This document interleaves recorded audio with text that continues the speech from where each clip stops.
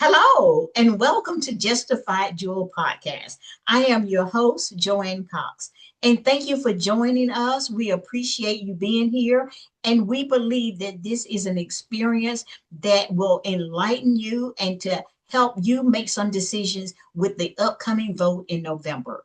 We are taping here in North Carolina, the city of Fayetteville, and I've had a continuous person with me today and all the past episodes and the episodes for the future. My one and only guest for this political arena is none other than Brian Winters. Welcome again, Brian.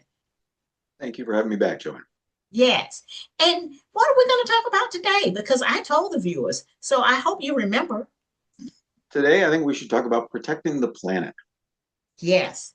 Yeah. So we've talked several times on this about the preamble to the Constitution, Joanne, about our mission statement as for the United States, our duties, the five duties, right? To establish justice, ensure domestic tranquility, provide for the common defense, promote the general welfare, and secure the blessings of liberty to ourselves and our posterity. Our Mhm. posterity is our kids. Our kids are the people who are going to inherit this planet from us. And so we have a duty, we have a responsibility to take care of the planet, to be stewards of the environment and not leave them a mess. Mm. So, what are some ways that we can protect the planet? Well, that's what we're going to talk about. One of those ways, one of the things that needs to be addressed is pollution. And Okay. first, let me just say that we as a country have done a lot in the last 50 years to address pollution in this country. Back in the Which is good. 1970s, right, rivers used to catch on fire, and Los Angeles was covered in smog. And Richard Nixon, Republican president, did things like passing the Clean Water Act and established the EPA, the Environmental Protection Agency, and Mhm. set some standards in place because we as a nation said this is unacceptable. We want to do better by the environment. And so we did. Well, we've still got some opportunities in 2026 that we can do better on a number of things. So pollution. The thing about pollution is that pollution has costs, even if the people who are doing the polluting aren't the ones paying it, right? Mhm. If, well, I have friends and family up in New Hampshire, and they've been getting wildfire smoke from Canadian forest fires, right? There's a lot of wildfires on the West Coast too. Mhm. And these things have become a lot more common in recent years, in part because of climate change. And this is one of the external costs of polluting our planet.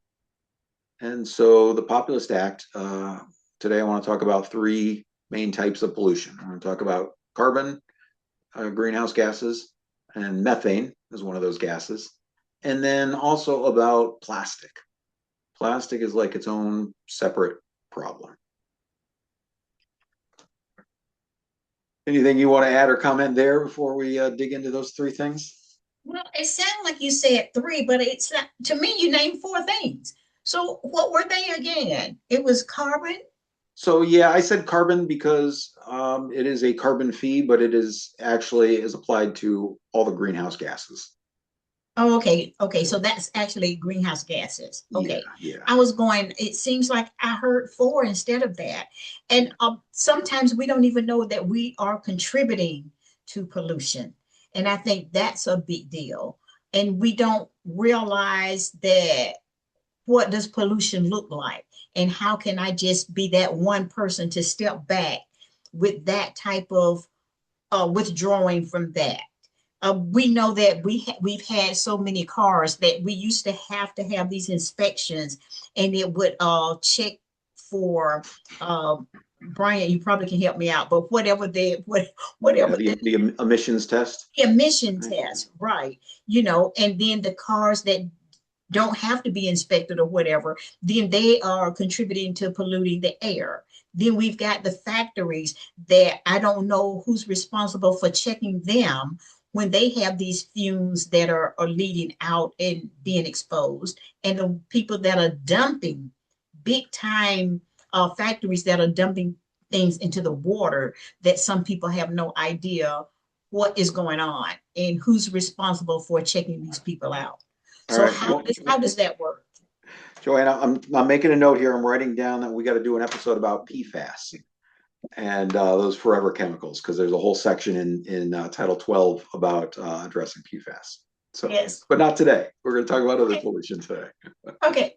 Leave it to me to bring up something, and it's just like, okay, now she's going all off to another one. So tell me about the three things that we can Yeah. do, the three things you mentioned. How can we do something to control those? All right. So again, pollution has a cost that we all pay, and so the first of these is a carbon fee. This is Mhm. based on model legislation that a group called the Citizens Climate Lobby has advocated for years. And Okay. what it would do is it would put an escalating fee on carbon, so that as these big businesses pull fossil fuels out of the ground, that they would pay a fee, and then that money would create an economic incentive for people to pollute less, Okay. by making it more expensive, so that it more accurately reflects the actual cost of the harms, right? So it's an external cost, right? If you dump your vats of chemicals into the river, well, Mhm. then that's a good deal for you, because you don't have to pay to dispose of it properly, but other people will pay the costs. I mean, Right. you're pushing that external cost onto other people. And so a carbon fee does the same thing.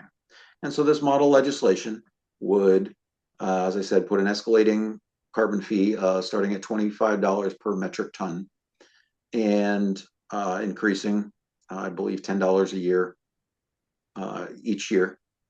Um, and then this money would be collected, and we've talked about UBI, or unconditional basic income, money that would go out to every American citizen. And so the money that's collected from the carbon fee would go into that fund to fund UBI. So essentially what we're doing is saying, look, if you're going to pollute, okay, but you've got to pay for the larger harms that you're causing. And then you take that money and you give it out to everyone as an equal share, so that however much pollution's been caused, everybody gets a slice of that and gets compensated for the harm that's been caused to the environment as a whole. Mhm. And so if you pollute less than average, then you come out ahead, right? You polluted less than your share that you've been reimbursed for. But if you pollute more than average, if you're flying around on private jets and things like that, then you're going to pay far more than you're getting back. And so again, Mhm. we're creating an economic incentive to pollute less. Now, this That'll carbon work. fee would apply to, we say carbon fee, but it would apply to all the various greenhouse gases.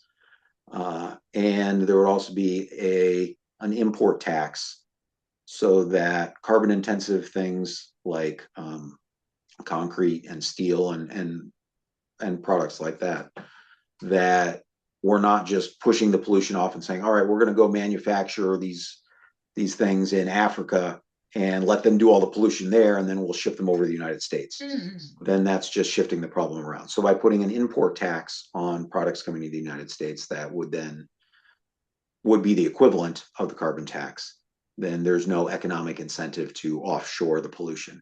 And in fact, Europe is doing exactly this thing. They have a carbon fee in place. And so if you make something in the United States and then you ship it to Europe, they're phasing in an import fee, because you haven't paid a carbon tax here. And if we had one here, then that would be offset. And so countries around the planet can work together to address the global problem of climate change. So that's the first big one, is the carbon fee and dividend. Again, Yes. yeah. That I think that would work. Yes, yes, I'm for that. Of course. Yeah, again, it is there's different ways that you can come at these problems, right? But this one uses the free market, uses economics to, again, create an economic incentive to pollute less. So it doesn't Mhm. make it illegal. It doesn't say, if you pollute, we're going to throw you in jail. It just says you have to pay the rest of us for the damage that you're causing to the environment that our Mhm. posterity is going to inherit. Again, it's our duty to look out for our children. That's the crazy thing, I believe, Joanne. Yeah. And there's absolutely nothing crazy about it. It just means bringing it to the forefront so that we can think about it.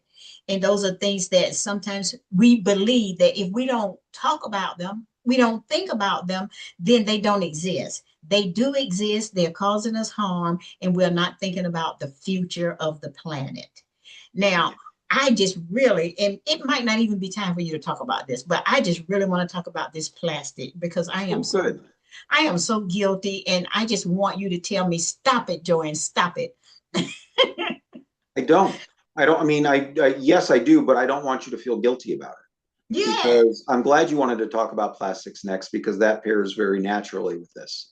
Mm-hmm. So, again, the big fossil fuel companies that make an awful lot of money, the gas companies and things like that, that make an Mm-hmm. awful lot of money from the status quo, who are very opposed to a carbon fee that would cut into their profits. Mm-hmm. One of the other major profit sources for them is making plastic. And in Mm-hmm. fact, this model legislation I told you about, the carbon fee and dividend that the Citizens Climate Lobby is promoting, they Yeah. actually wrote an exception in there that said Uh-oh. if you turn the fossil fuels into plastic, then it doesn't count. You don't have to tax it. Well, in the Mm-hmm. Populist Act, I took that exception out uh, because plastic is a major problem, and it is a side product. It is what in many cases would be a waste product from extracting oil and other fossil fuels from the ground. And so these companies are like, well, what do we do with this stuff? Let's Mm-hmm. turn it into plastic and sell it. Mm-hmm. And so you should not feel you should acknowledge that this pollution is structurally designed to be very convenient, right? You can't Yes. easily avoid plastic. It is Mm-hmm. being pushed out on a massive scale that in global plastic waste at the turn of the century, in the year 2000, was 156 million tons. 20 years later, it had more than doubled to 353 million tons, right? Mm-hmm. Doubled the amount of plastic. And you say, okay, well, we can recycle. Do you know how much of that gets recycled, Joanne? Do you want to guess what percent? 2%. Actually, it's 9%. Oh, okay. I really, I really knocked it down, didn't I? You did. So okay, well, good. Now you can feel good that it's even more than you thought. But it's Okay. only 9%. So 91% of all the plastic that's ever produced does not get recycled. A lot of it ends up in landfills. A lot of Mm-hmm. it gets shipped over to, Asia and other countries where they will pick out the more valuable plastics. And you know what they do with the rest of it frequently? What? They burn it for energy. Again, this is a fossil fuel, so there is Oh. energy that is bound up and trapped in that plastic. And if you burn it, you will get energy. Can you imagine how good that is for the air, for the atmosphere to burn this plastic? Mm. So It we is go not. from one thing to another. It is not. And Yeah. the One vice United, to another one. Yeah. yeah. Well, what else about plastics? So plastics in general are forever. That they break down into smaller and smaller pieces, microplastics. Mm-hmm. And then those microplastics end up in everything. They're in the air that we breathe. They're in Mm-hmm. the water. They are Mm-hmm. everywhere. Mm. And there are reports that new babies are being born already, their blood already contaminated with microplastics. Mm. And so how can we do that to our children? How can we bring them into this world already pre-polluted? That's Because we're not aware because we lack knowledge in this area. Yeah. Well, but if you were, right? Mm-hmm. If let's say you persuade everyone you know to stop consuming plastic, that you manage to find plastic alternatives for all sorts of things, Mm-hmm. then in fact, the fossil fuel companies, they're still pulling all this stuff out of the ground and they're still making more and more plastic. And so you just kind of make it cheaper for everyone else if you're not buying. That's how supply and demand works. And So it's the structural issues. It's the larger structural things that none of us can address on our own, Joanne. This is a Mm-hmm. tool. This is something that only government can step in and do to put these things back in balance to protect our planet. So we need action on the federal level, something like the Populist Act that will address plastic pollution. I'll tell you how in just a minute. Looks like you had a question. And I just wanted to know, you talked about the plastic, but does foam go into that same category? Styrofoam? Yeah. Yes. Yes. Okay, because when you go somewhere and you get a takeout, the first thing they do is put it in some kind of foam container. Yeah. Okay, okay. Now tell me how Okay. how we gonna make it work? So we're going to address this in two ways. One is a tax on virgin plastic resin. So if you're making new plastic, we're going to make that more expensive. Mhm. Recycled plastic would be exempt from this tax. Okay. So again, we're going to create a financial incentive to recycle more and stop producing new plastic. Hmm. Again, since the turn of the century, Joanne, we more than doubled plastic production. Like if we could just roll the clock back a few decades, we could go back to doing without so much of this plastic waste the way we used to.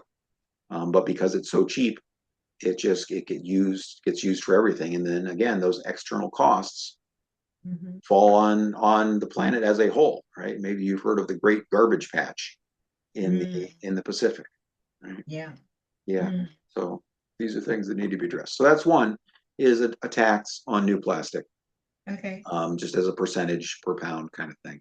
And in cases of things like styrofoam and stuff that like you can't, um, sorry, I'll come back to that in just a second. Sorry. So the second thing is as a per plastic product, 5 cent a nickel on any retail product that you buy Hmm. that has plastic in it. So Okay. this is designed to reduce the demand for single-use plastics. So disposable plastic bottles, plastic utensils, things like that you use Hmm. once and then you throw it away. Hmm. You could still do that, but that 5 cent charge will hopefully lead people to make better decisions.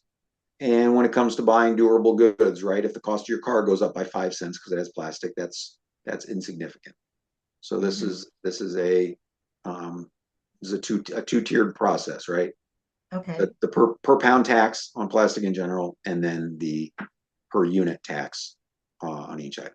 So I'm going to address both things. The last of these taxes is on methane, and methane is a very powerful greenhouse gas, and in many cases, it's being just dumped into the atmosphere because they can. That methane that producers, it's a waste, they consider it a waste product, and so just dump it into the atmosphere. And a few years ago, the Biden administration had put some rules into place that would require this waste methane to be captured instead of just dumped into the atmosphere. And under the current administration, those rules have been put on hold.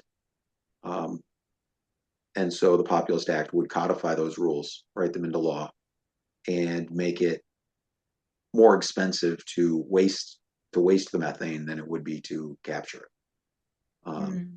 And so again, create a financial incentive to not pollute.